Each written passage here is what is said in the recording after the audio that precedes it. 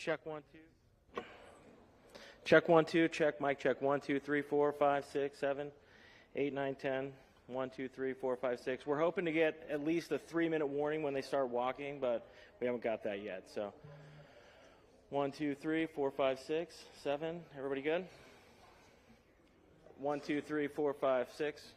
Good.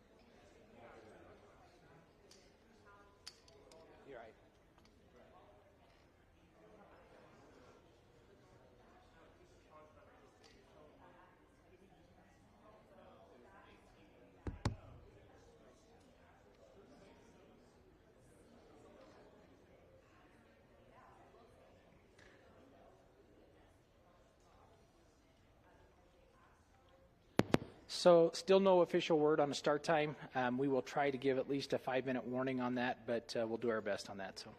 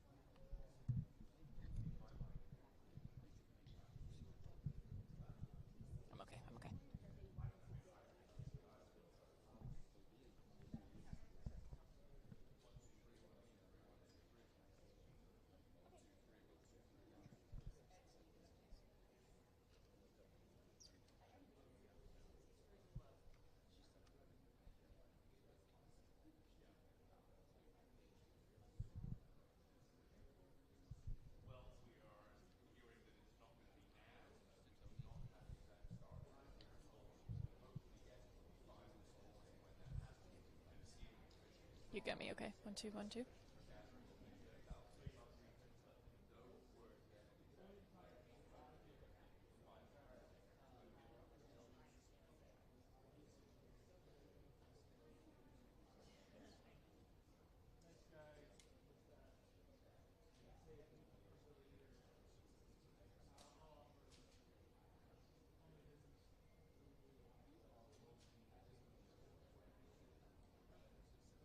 Yeah, that's exactly right. So obviously we know this was originally scheduled to begin at 7. It was pushed to 7:30, and then again we just got an additional update from actually the Utah Highway Patrol Public Information Officer, Lieutenant Cameron Roden. He said that they are running a little bit behind, could be a couple more minutes, but he's not entirely sure on the start time here. Now, obviously here in this area, it's been circulating between the different news agencies here, just that information that we just relayed to you regarding the potential identity of this suspect, and of course that they have been found.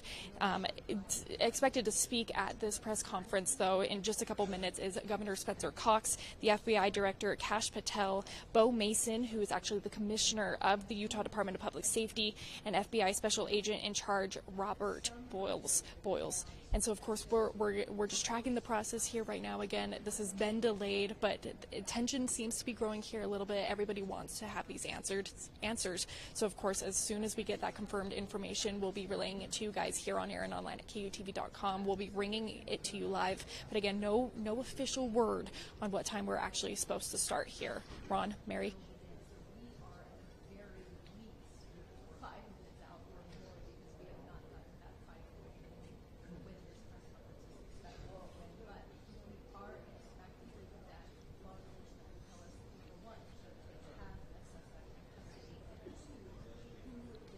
Yeah, that's exactly right. I'm going to have Chris, my photographer here, just pan around a little bit to just show you the kind of media response that has come about this event. Obviously, here in Utah, we covered this event because it's local. This happened here at our home. But of course, this is some big national and international news. So we are, of course, bringing you all of that coverage too. And so are various different media sources from across the world here. So definitely quite the turnout here this morning. And again, we're all just waiting for that press conference to begin.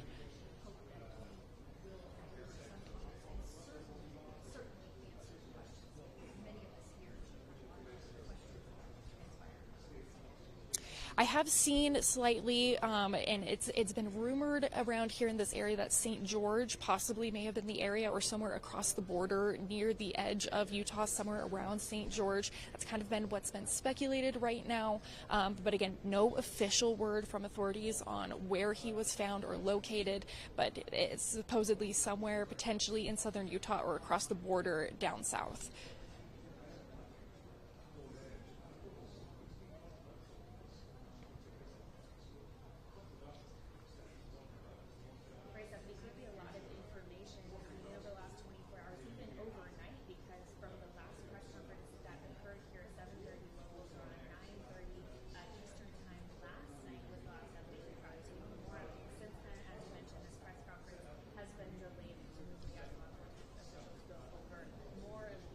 Yeah, absolutely.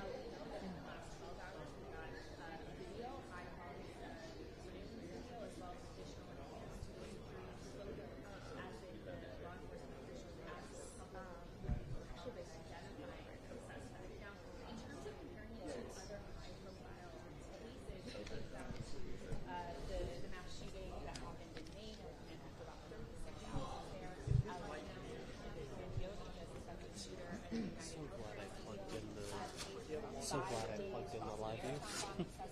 Oh, yeah.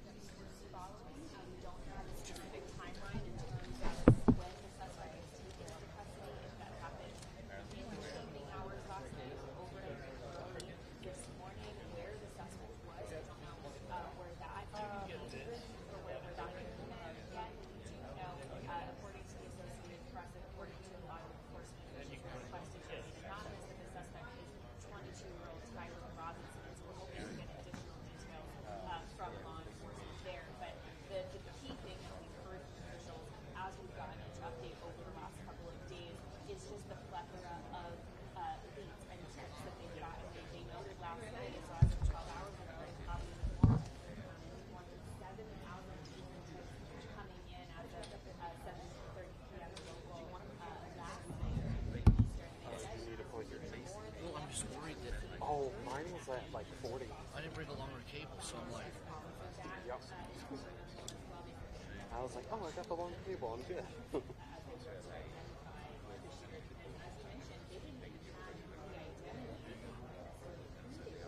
because my normal short cable went out. I would have brought another cable. I got two cables.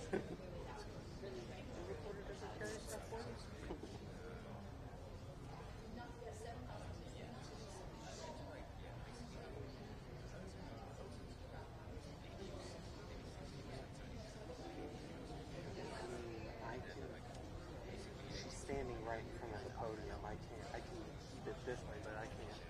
I mean, I know if we can start.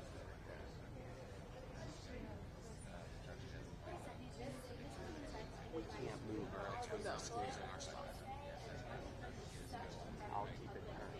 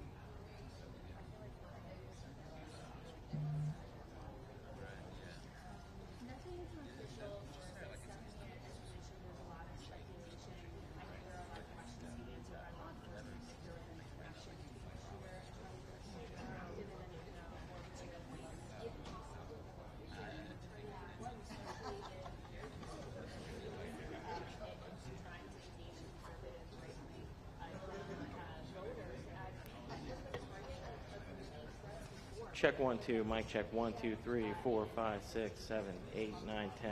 Mic 1 2 3 4 5 6 7 8 9 10. Check 1 2 1 2 3 4.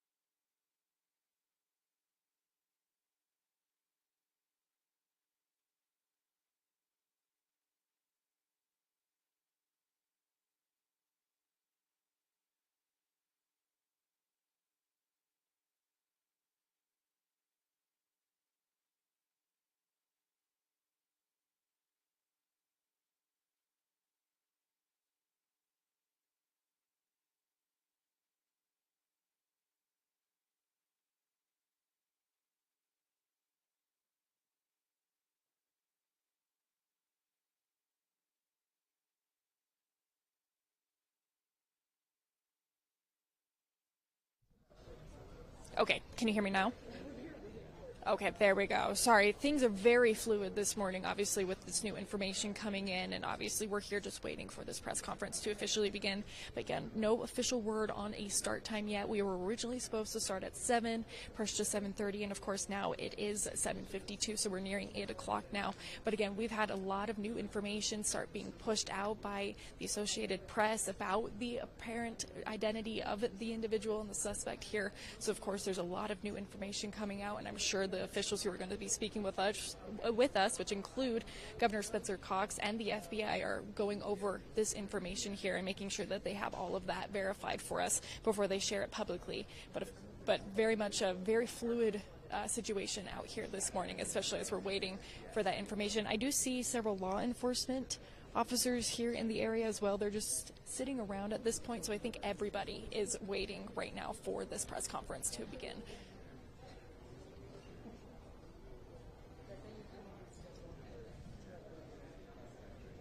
Sorry, give me 1 second. It seems like something may be beginning. Hello, hello, testing, testing. Hi, everyone. We are 4 minutes out from starting the press conference. Thank you. Okay, so you heard it right there. We are officially 4 minutes out from this press conference to begin. 4 minutes out, so that will be in just a little bit of time here, almost a half hour after they told us they were going to begin, but definitely hopefully getting that new information officially confirmed from, of course, as I mentioned before, again, Governor Spencer Cox, FBI Director Kash Patel, Bo Mason, who's the Commissioner of the Utah Department of Public Safety, and FBI Special Agent in Charge Robert Boyles. So again, hopefully getting that new information here soon, but again, starting in about 4 minutes now.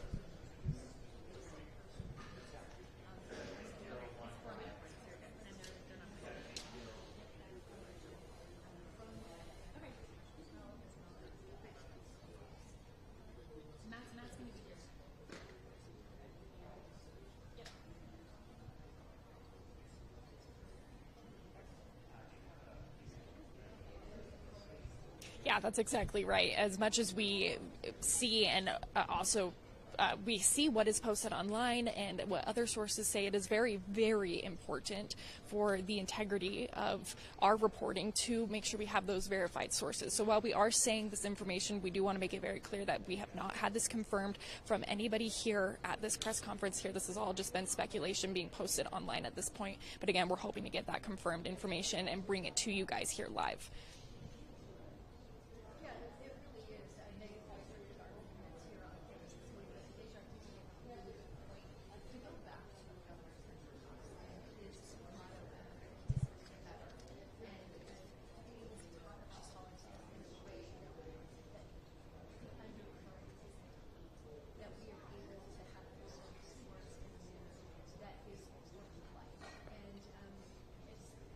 Yeah, that could be exactly right. We have heard that he potentially was found somewhere in St. George or across the border, kind of in the southern part of the state here, or over down in Arizona, one of those further southern states there. So they very well could just be waiting to bring him up to Utah County here at this time. But again, we can't say for sure why there's been such a long delay. But of course, I mean, with this new information coming out, it's pretty clear that this is what they'll be talking about here. And so hopefully we'll get that information here in just a few short minutes. Again, they said about 2 minutes ago that it would start in 4 minutes, so probably about 2 minutes now until we're supposed to officially begin this press conference.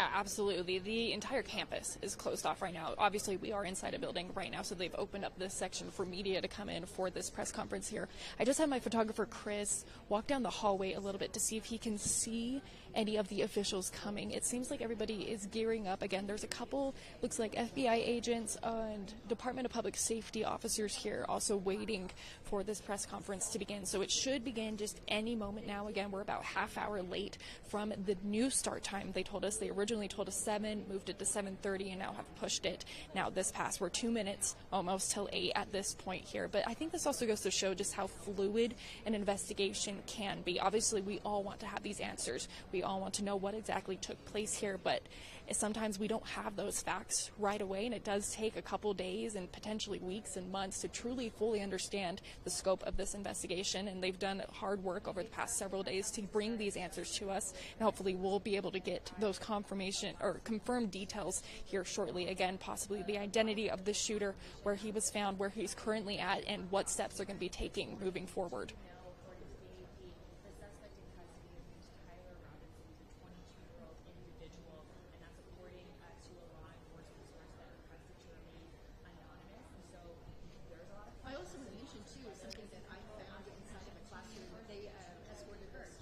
Yes, so we know, I do know that they're going to be lining up. It's currently to my left is where all the officials will be lining up, and they'll obviously go one by one and speak at the podium here. But it looks like they may be walking down, should be walking down a hallway here, just in this building. We're in the science building on, again, University, or Utah Valley University's campus here. So hopefully, again, here in a couple minutes, everybody's standing. The officers with the Department of Public Safety are standing at this point. So hopefully we should be seeing, it does look like we actually have security up above us as well too, so definitely keeping this area a little bit protected too as we're waiting for these obviously very high and important officials in our government, state and federal, as they make their way here to where they're going to be speaking with us.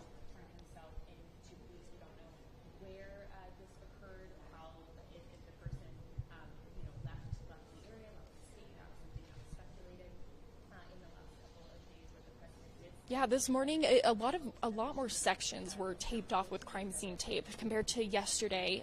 There wasn't much crime scene tape over the entire campus. Obviously, we knew the areas we were not supposed to go, and obviously we didn't know where that crime scene was, so we weren't allowed over in that section. But arriving here this morning, there's a lot more crime tape set up, and we were actually over behind the quad area, or that court area where that shooting took place. And we could still see that that tent that Charlie Kirk was sitting under is still set up at this time. It looks like they're still processing that crime scene, or at least holding it there for the integrity of the investigation. Obviously, again, waiting. This is an intense investigation here that's going to take days, and if campus is closed until September 15th, of course, if that investigation needs to continue further on campus here, I doubt they would not hesitate to further extend the closure of campus just so they can do that.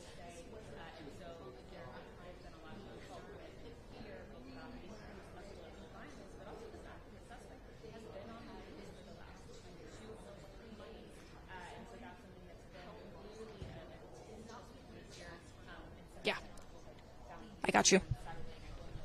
Not starting, but it looks like the seems like the other days.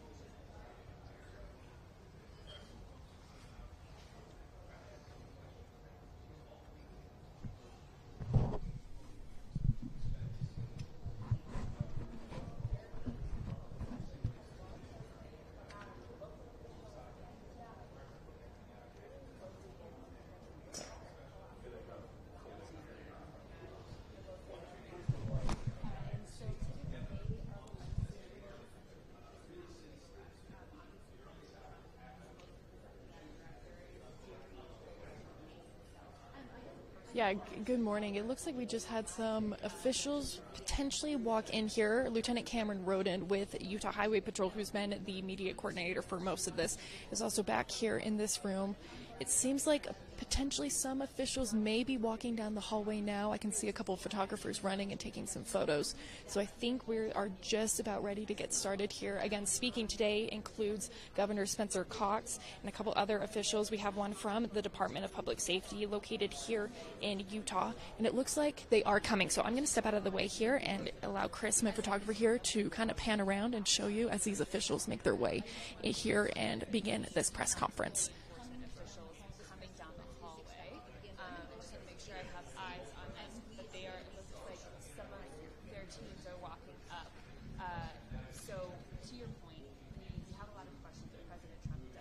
Yes, I can see a large group of people come here. I can't quite make out faces just because I'm currently sitting down and there's a lot of cameras and tripods and things like that in my way here, but it does look like we have someone coming up to the podium here. Oh, I can see Governor Spencer Cox as well here. So yes, we are just about to get started. Good morning, ladies and gentlemen. At today's press conference, we will hear from Governor Cox, FBI Director Kash Patel, and Sheriff Mike Smith. We also have with us Utah DPS Commissioner Bo Mason, Lieutenant Governor Deidre Henderson, FBI Special Agent in Charge Robert Bowles, and local and federal law enforcement partners. Following the remarks today, Governor Cox, Director Patel, and Commissioner Mason will take questions. Thank you.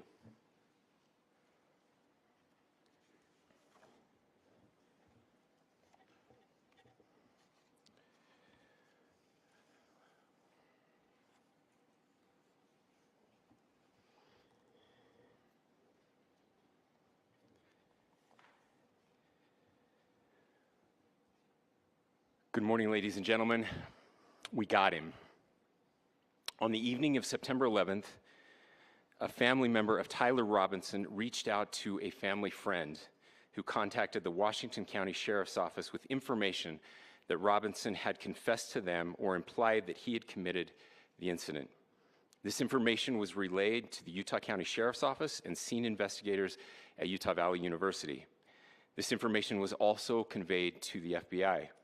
Investigators reviewed additional video footage from UVU surveillance and identified Robinson arriving on UVU campus in a gray Dodge Challenger at approximately 8:29 a.m. on September 10th, in which he is observed on video in a plain maroon t-shirt, light-colored shorts, a black hat with a white logo, and light-colored shoes. When encountered in person by investigators in Washington County on September 12th, in the early morning hours, Robinson was observed in consistent clothing with those surveillance images. Investigators interviewed a family member of Robinson who stated that Robinson had become more political in recent years. The family member referenced a recent incident in which Robinson came to dinner prior to September 10th, and in the conversation with another family member, Robinson mentioned Charlie Kirk was coming to UVU. They talked about why they didn't like him and the viewpoints that he had. The family member also stated Kirk was full of hate and spreading hate. The family member also confirmed Robinson had a gray Dodge Challenger. Investigators identified an individual as the roommate of Robinson. Investigators interviewed that roommate, who stated that his roommate, referring to Robinson, made a joke on Discord. Investigators asked if he would show them the messages on Discord. He opened it and showed several messages to investigators and allowed investigators to take photos of the screen as each message was shown by Robinson's roommate.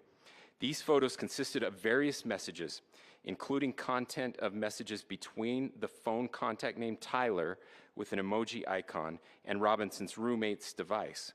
The content of these messages included messages affiliated with the contact Tyler, stating a need to retrieve a rifle from a drop point, leaving the rifle in a bush, messages related to visually watching the area where a rifle was left, and a message referring to having left the rifle wrapped in a towel.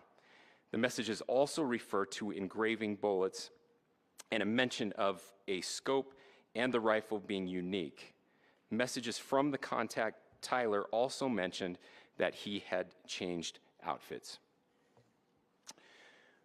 I know there's been speculation as well as to the writing on those casings, those bullet casings, and I believe we have that as well. And I will share that with you now. So the area north of Campus Drive Road where the suspect crossed over, you saw some of that in the video that we released last night, consists of a grassy area with trees on the edge of the UVU campus. Investigators discovered a bolt-action rifle wrapped in a dark-colored towel. The rifle was determined to be a Mauser Model 98 30-06 caliber bolt-action rifle. The rifle had a scope mounted on top of it. Investigators noted inscriptions that had been engraved on casings found with the rifle.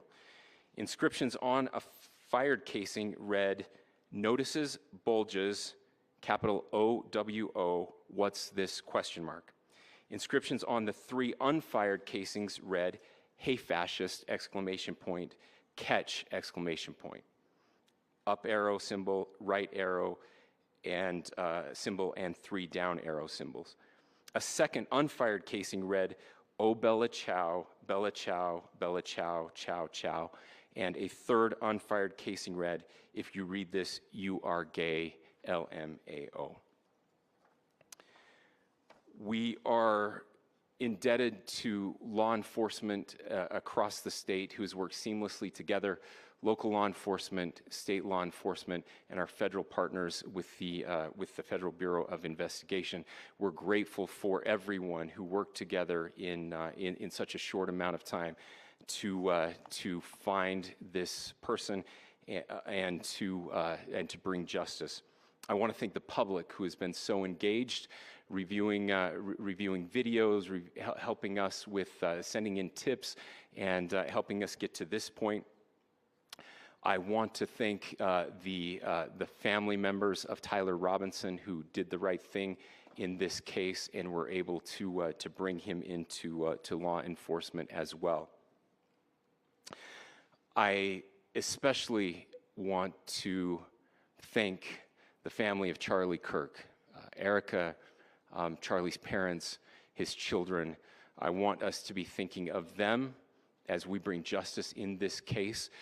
They will be involved in that justice. We will be working very closely with them as we move through this process as well.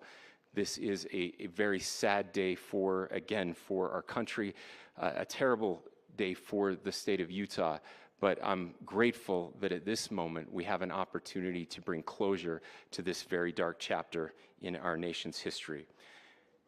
With that, I will now turn the microphone over to the Director of the FBI, Kash Patel. Thank you, Governor. This is what happens when you let good cops be cops. The FBI and our partners are proud to stand here today together to bring justice to the family of Charlie Kirk and honor his memory. I want to express my deep gratitude to President Trump, the Vice President, and the entire White House who have been so incredibly supportive with both resources and just personally to the FBI as a team. They had our backs the entire way, and I just want to express my gratitude for giving us the resources we need to operate in this space to bring this sort of justice at this sort of speed. In 33 hours, we have made historic progress for Charlie. Governor Cox, our partnership has been absolutely incredible these last few days. Our partnership will endure. Your state and local partners, your sheriffs, your DPS community has been unbelievably impressive in the hardest of times. And a case like this cannot be solved, cannot be brought without partnering with your state and local authorities. The FBI has a certain role to play, and we will play that role, and we will lead out for the federal government. But Governor Cox, we are so grateful for your state partnership that led out on this investigation. A little bit of the timeline.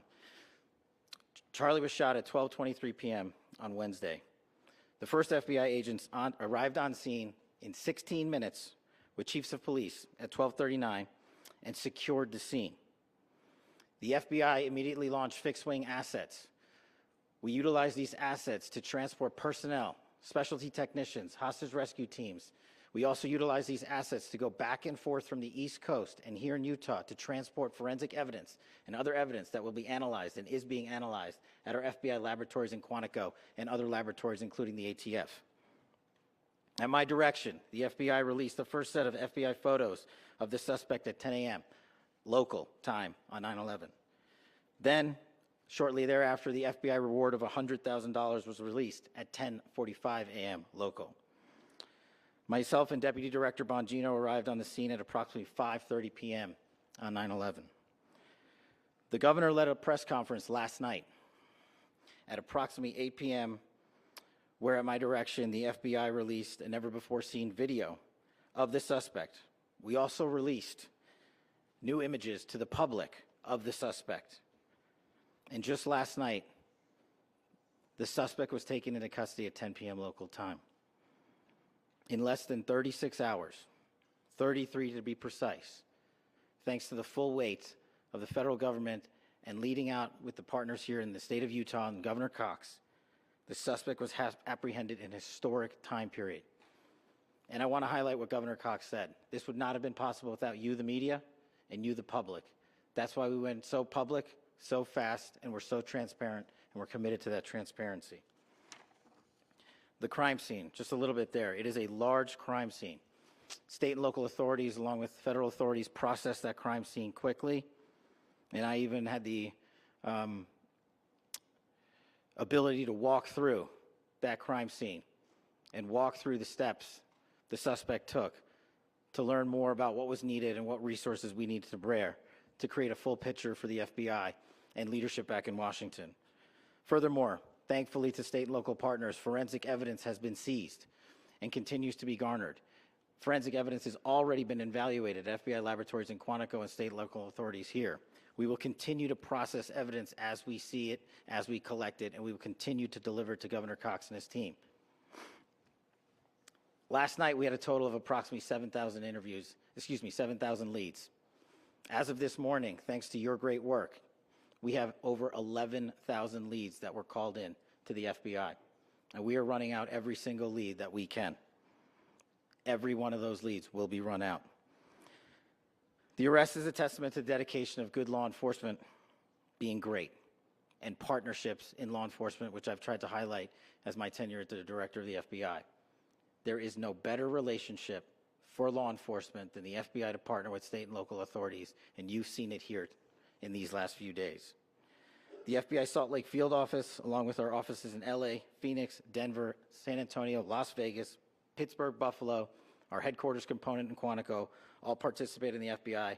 I want to express my deep gratitude to the employees of the FBI, the men and women, the evidence response team tacticians, the special operators, the agents, the support staff.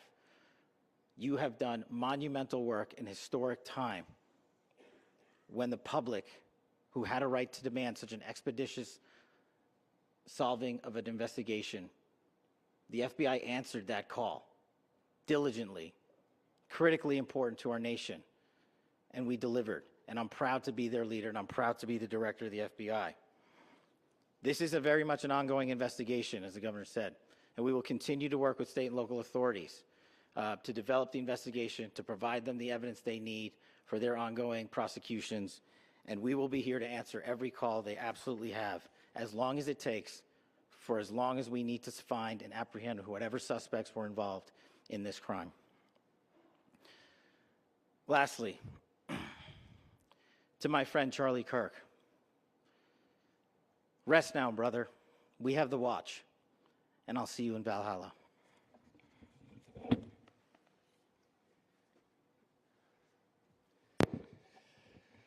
Thank you, and good morning. I would just like to take a few minutes as the sheriff to express my gratitude for everybody who has played a part in this investigation. As you know, it's been a vast, a complicated, and a very, very fast-paced investigation. You're looking at people standing up here who are running on, if they got an hour's sleep in the last couple of days, they're probably lucky. It has been very taxing. It has been so impressive, speaking on behalf of the local law enforcement, to see the cooperation that we've seen in this type of case. Across the state, sheriffs, chiefs, our state partners have stepped up and have come to the call on anything that we needed. Our county chiefs have been phenomenal. Our Utah County Attorney, Jeff Gray, who's standing up here with us, has been phenomenal in leading us through this investigation. I would like to thank the federal government for their resources, their assets. Our local team here, our FBI team, has been extraordinary in helping us work through this and bring this person to justice. Most of all, I would like to thank the public, and specifically, I would like to thank the public who turned to prayers and who turned to positiveness for us. I would like to thank them on behalf of the law enforcement community because we needed those prayers. That's what we needed to get through this. We needed your support, and you gave it to us. We needed your patience, and you gave it to us. And I would like to thank you for the Kirk family because that's what they need, is your support and your prayers, and that will get us through all of this. So thank you everybody for everybody that have stepped up. We've had such a phenomenal response to this. Thank you.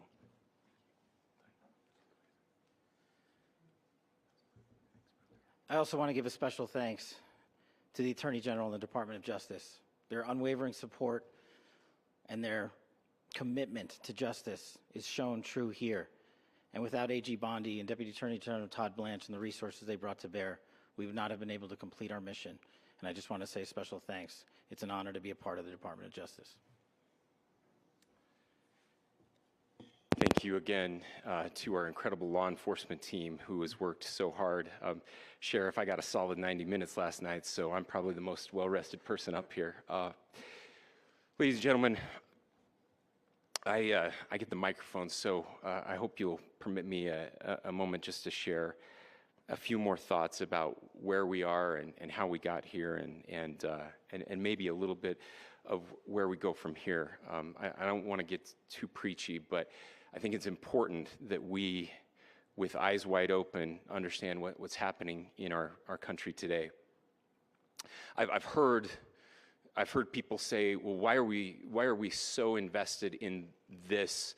There's violence happening all across our country, and violence is tragic everywhere, and every life taken is a child of God who deserves our love and respect and dignity. This is certainly about the tragic death, political assassination of Charlie Kirk. But it is also much bigger than an attack on an individual. It is an attack on all of us. It is an attack on the American experiment. It is an attack on our ideals. This cuts to the very foundation of who we are, of who we have been, and who we could be in better times.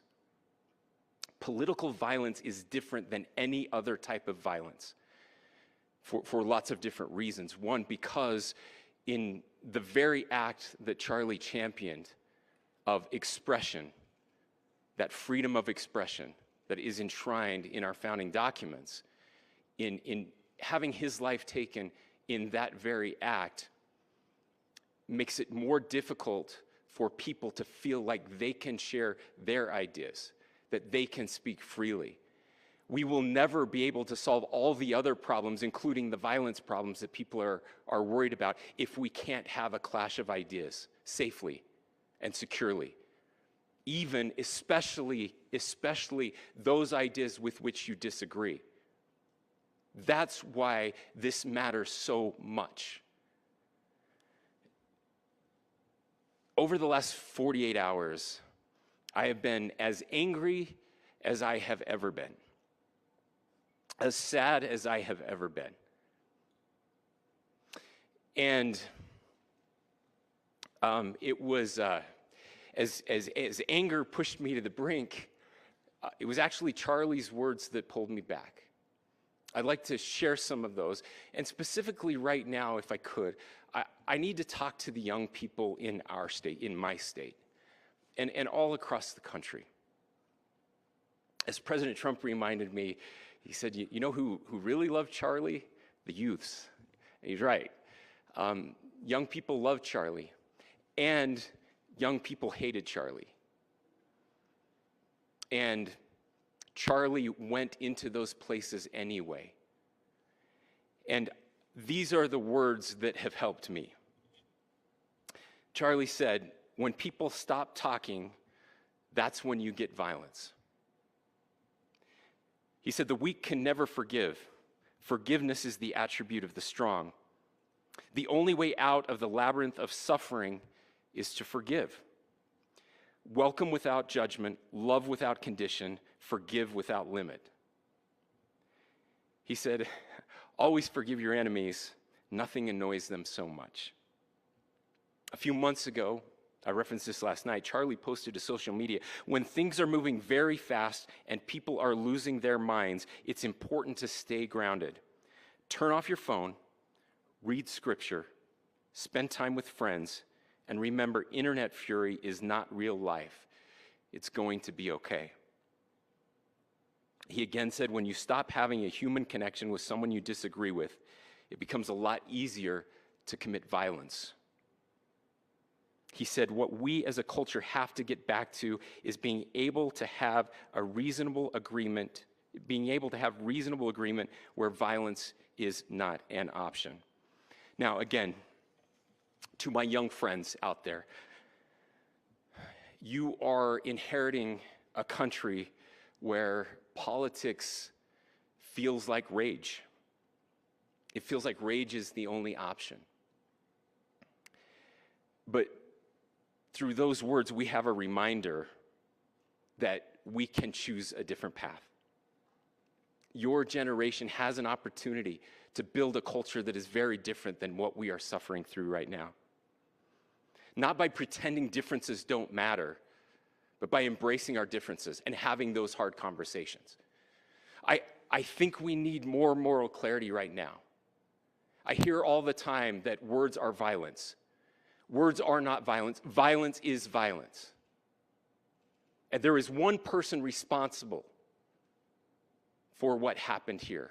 And that person is now in custody and will be charged soon and will be held accountable.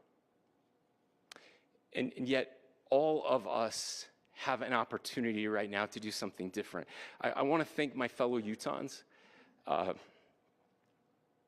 This bad stuff happens. For 33 hours, I was praying that if this had to happen here, that it wouldn't be one of us. That somebody drove from another state, somebody came from another country.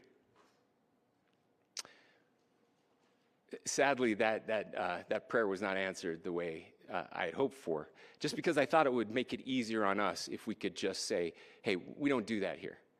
And indeed, Utah is a special place. We lead the nation in charitable giving. We lead the nation in service every year. But it did happen here. And it was one of us. But I want you to look at how Utahns reacted the last 2 nights. There was no rioting. There was no looting. There were no cars set on fire. There was no violence. There were vigils and prayers and people coming together to share the humanity. And that, ladies and gentlemen, I believe is the answer to this. We can return violence with violence. We can return hate with hate. And that's the problem with political violence, is it metastasizes. Because we can always point the finger at the other side. And at some point, we have to find an off-ramp, or it's going to get much, much worse.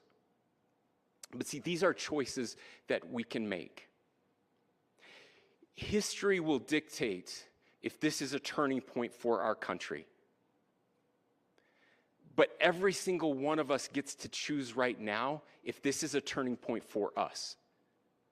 We get to make decisions. We have our agency.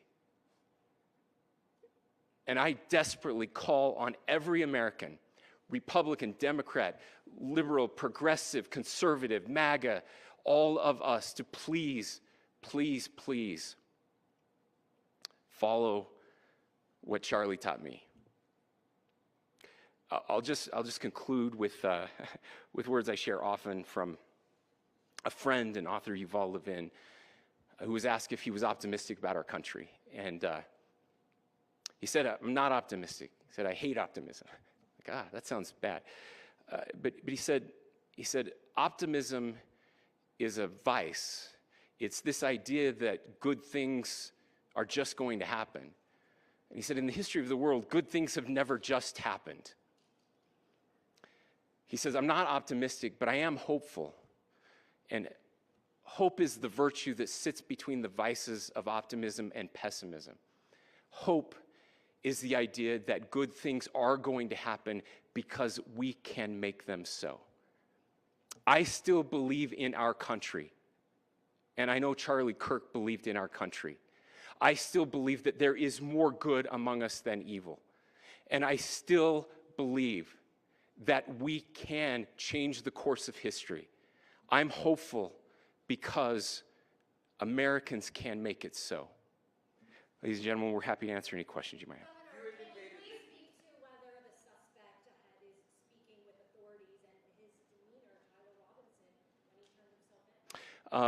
I cannot speak to that right now. Governor, how do you interpret the engravings on cases? Well, I will leave that up to you to interpret what those engravings mean. I think the clearest one that says "catch fascist," there's not, and by the way, that's like catch like a ball, catch this. That's I think that speaks for itself.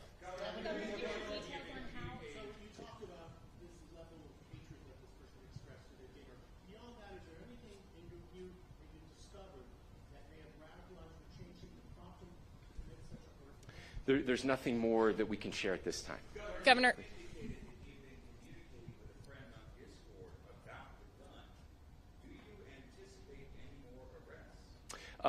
We do not at this time have any information that would lead to any additional arrests.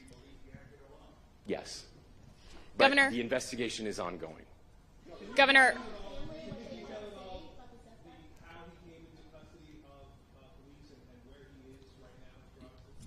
Yes, so right now, Mr. Robinson has been booked into the Utah County Jail.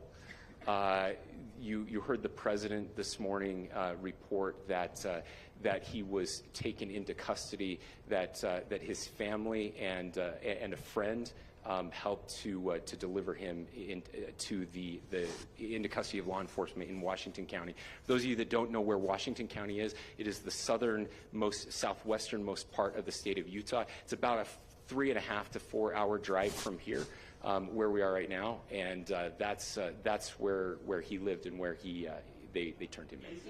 Please, go here. I can't share any more than what I've already shared. Yeah.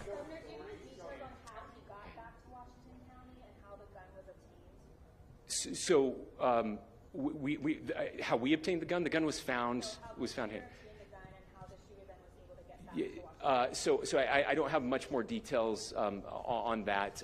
We do know that he drove. We had his car here on campus, and then we had his car going south back to the St. George.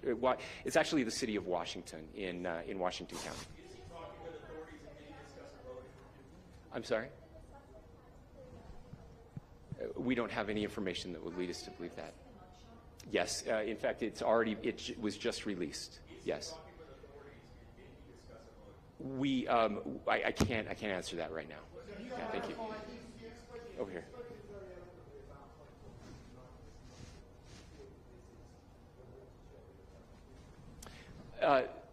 I absolutely believe that this is a watershed in American history. Yes.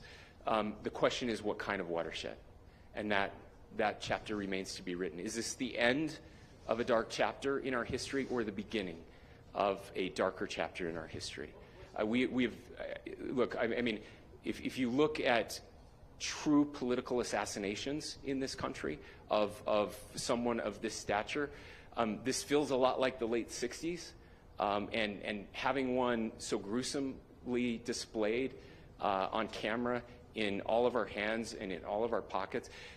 We are not wired as human beings biologically, historically. We have not evolved in a way that we are capable of processing those types of violent imagery. And by the way, we've seen another one with a gruesome stabbing very recently that went viral. This is not good for us. It is not good to consume. Social media is a cancer on our society right now. And I would encourage, again, I would encourage people to log off, turn off, touch grass, hug a family member, go out and do good in your community. That is happening, and it's happening organically right now. I had a friend in a small city in Utah who said, we're getting together, the Republicans and Democrats in my little town are getting together to have a discussion tonight, last night, just to find a way to find their better angels. So yes, this could be, I mean, you know, again, you have to go back to JFK to have seen a video live of something like this happening. I wasn't born until 1975, but I know that things were really dark in the late 60s. Sorry to some of you. I know some of you were there. This is our moment. Do we escalate, or do we find an off-ramp? And again, it's a choice. It's a choice, and every one of us gets to make that choice. Two more questions right here. Could we clarify that the release of those enhanced images at 8 p.m., the timeline that Director Patel gave us, led to the arrest at 10 p.m.? Is there a direct connection between those two events? I cannot comment if there is a direct connection or not, but all I can say is that that through some process, the family came to know that this had happened. One more thing, Governor. Could you just clarify the clothing issue you mentioned earlier? Was he changing outfits? Correct. Yes. So when he's first spotted on campus, he has different clothing on, and then he changes clothing on the roof, and then changed back into that clothing at some point, so that when he was apprehended, when he was arrested, the clothing matched the clothing he had on before the shooting here at UVU. Last question here. Yes.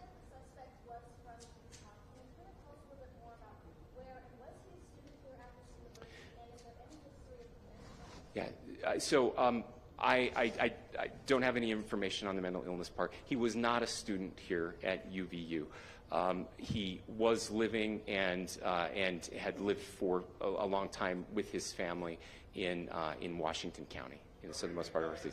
Thank you, everyone, for your great work in getting this information out. I would just say, process-wise, this may be important. I know many of you aren't familiar with the process in Utah. I think it's important that you understand that. Basically, we have 3 days for charging documents to be filed.